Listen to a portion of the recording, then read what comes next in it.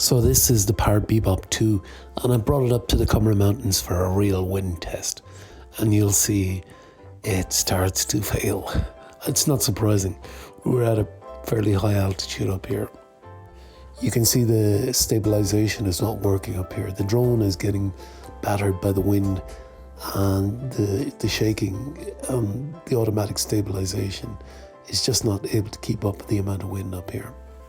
But like I said, you wouldn't bring an expensive drone up here because you'd be afraid you'd lose it. It would smash into the side of the mountain. But with a Parrot Bebop, you can bring it up here because if you lose it, you're not out of pocket for too much. And it's nice to get video footage up here. You don't often get to bring a drone up this high, especially with the winds up here. This is Southern Ireland and the southeast, and we're notorious for wind and rain. But today I got a great day, but it's still windy. And the drone is working, it's fine. It's taking the images. I'm not expecting professional video and photography from a cheap and cheerful drone.